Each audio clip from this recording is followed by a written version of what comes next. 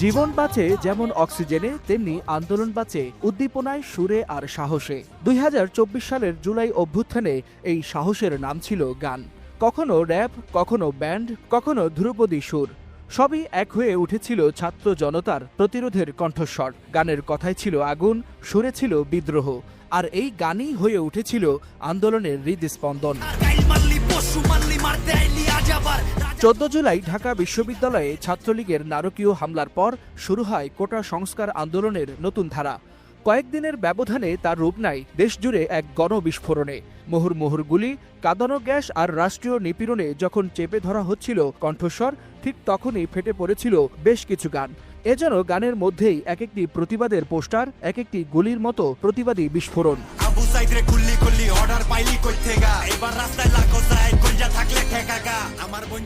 আওয়াজ ওরা বাংলাদেশ। র্যাপার হান্নান হোসেন শিমুলের গানে রক্ত গরম হয়ে উঠেছিল ছাত্র সমাজের। ১৮ জুলাই প্রকাশের পরপরই ইউটিউবে গানটি মাল্টিমিলিয়ন ভিউ হয়, আর এর জেরেই গ্রেপ্তার হন শিল্পী হান্নান। এই গান ছিল আতঙ্কের মধ্যে সাহসের ইনজেকশন, যা হয়ে উঠেছিল ছাত্রদের জেদ ও জ্বালার অনুপ্রেরণা।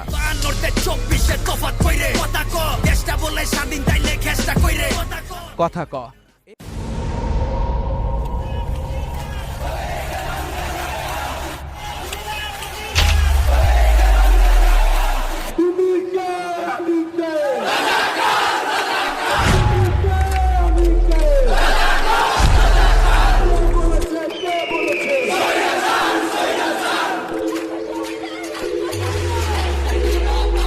মুক্তিযোদ্ধাদের নাতিপুতিরাও পাবে না, তাহলে কি রাজাকারের নাতিপুতিরা পাবে?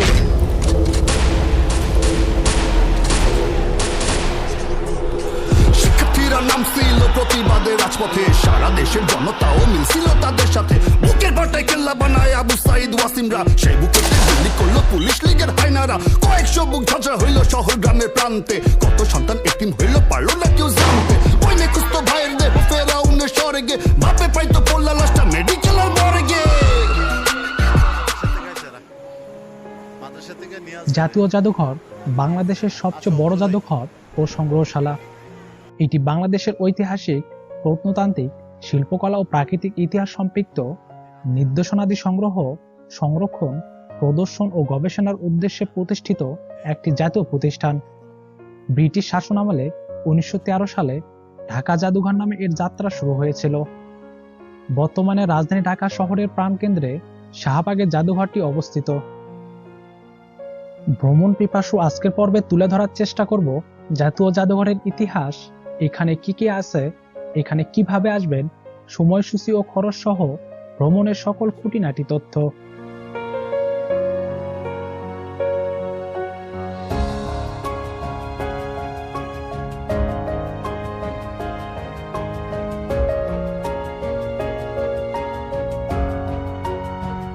জাদুঘর সমাজের দর্পণ। জাদুঘর জাতির শিকড় সন্ধান করে। বাংলাদেশের জাতীয় জাদুঘর বাঙালি জাতির হাজার বছরের ইতিহাস, ঐতিহ্যের বিশাল সংগ্রহ ভাণ্ডার। এই সমৃদ্ধ সংগ্রহের মাধ্যমে জাদুঘর জনগণের সঙ্গে সেতুবন্ধন তৈরি করে। তাই জাদুঘর বর্তমানে জনগণের বিশ্ববিদ্যালয়। প্রতিদিন দেশি বিদেশি হাজার হাজার দর্শক জাদুঘর প্রদর্শন করে এই দেশের গৌরবময় ইতিহাস, ঐতিহ্য ও সংস্কৃতিকে জানতে পারছে।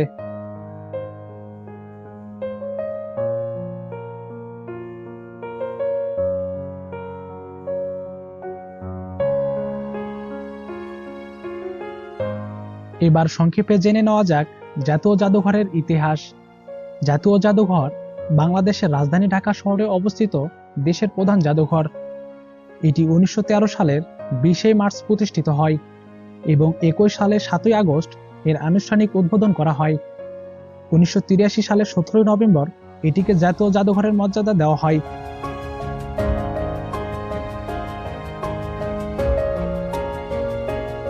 জাতীয় জাদুঘরের নিদর্শনাদির কয়েকটি বিভাগ রয়েছে।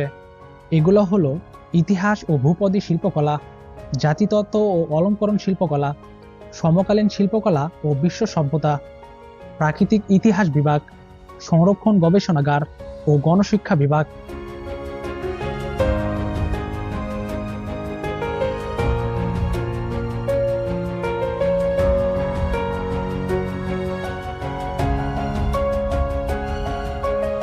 জাতীয় জাদুঘরের প্রধান আকর্ষণ হলো প্রাচীন যুগের হিন্দু বৌদ্ধ ভাস্কর্য, অলঙ্করণ ও কারুকার্যে এইসব ভাস্কর্য সারা পৃথিবীতে অনন্য। এছাড়াও প্রাচীন ও মধ্যযুগের ভবন গোত্রের অলঙ্করণে ব্যবহৃত বিভিন্ন ধরনের পোড়ামাটির ফলক, বিশেষ করে মহস্থানগড়, ময়নামতি, পাহাড়পুর ও মধ্যযুগের মন্দির, মসজিদে ব্যবহৃত অলঙ্কৃত পোড়ামাটির ফলক।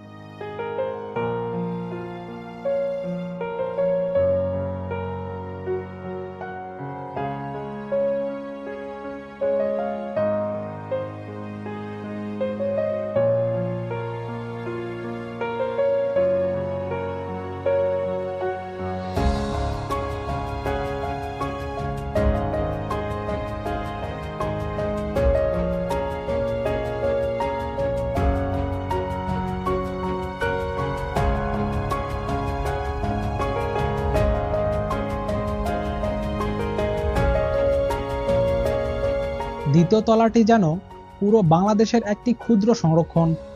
বাংলাদেশে মানচিত্র দিয়ে শুরু হওয়া এই তলাতে দেখতে পারবেন বাংলাদেশের গাছপালা, বিভিন্ন প্রকারের প্রাণী, সুন্দরবন, বনজ সম্পদ, খনিজ সম্পদ, বঙ্গোপসাগরের সামুদ্রিক জীবজন্তু এখানে উপস্থাপন করা হয়েছে। আরও আছে উপজাতীয়দের জীবনধারা ও প্রাচীন যুগের নানাবিধ ভাস্কর্য।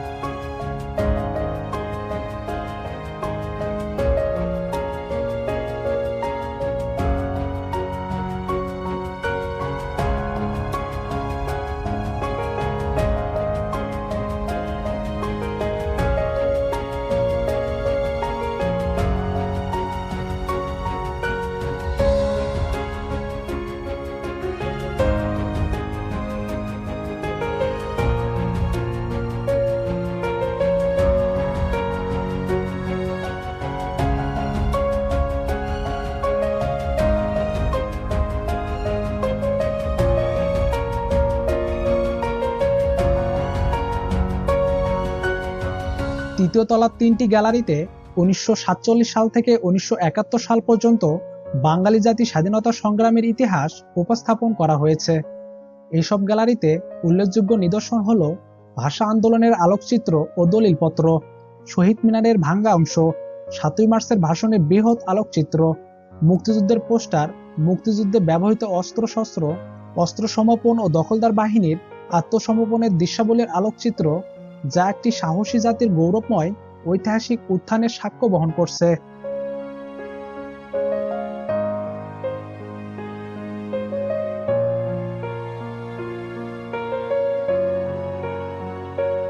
জাতীয় জাদুঘরের চতুর্থ তলায় আয়োজন করা হয়েছে বিশ্ব সভ্যতা গ্যালারি।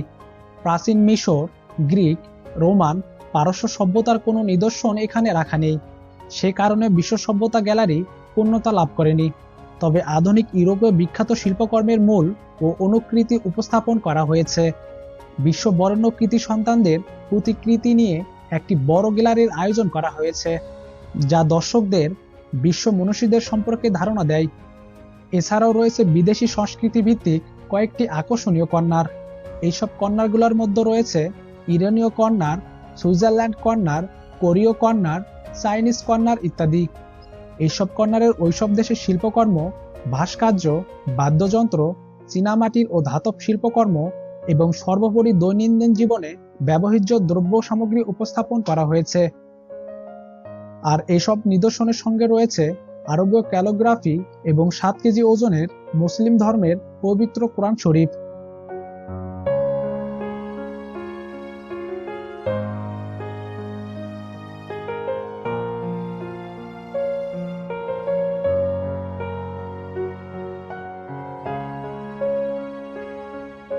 জাদুঘরের ভবনটি পুরোটাই শীতাতাপ নিয়ন্ত্রিত।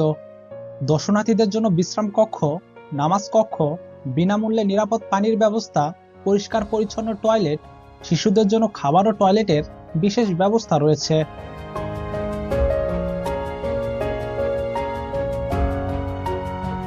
জাতীয় জাদুঘর শনিবার থেকে বুধবার সকাল 10টা 30 থেকে বিকাল 4টা 30 পর্যন্ত খোলা থাকে। শুক্রবার বিকাল 3টা থেকে সন্ধ্যা 7টা পর্যন্ত খোলা থাকে। বৃহস্পতিবার সাপ্তাহিক ছুটি ও অন্যান্য সরকারি ছুটির দিনে বন্ধ থাকে।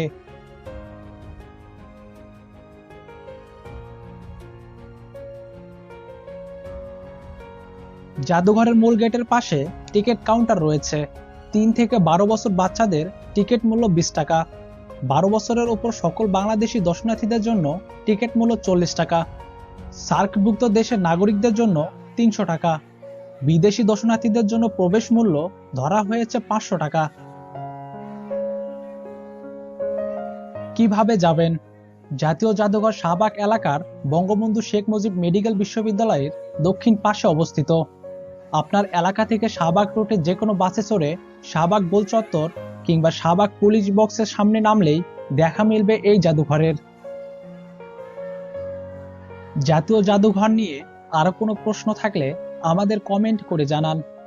ভিডিও ভালো লাগলে লাইক করুন এবং শেয়ার করুন পরিবার ও বন্ধু বান্ধবের সাথে। আমরা নিয়মিত দর্শনীয় স্থানের ভিডিও আপলোড করে থাকি। আমাদের ভ্রমণ পিপাসু চ্যানেল সাবস্ক্রাইব করা না থাকলে এখনই ঝটপট সাবস্ক্রাইব করে ফেলুন।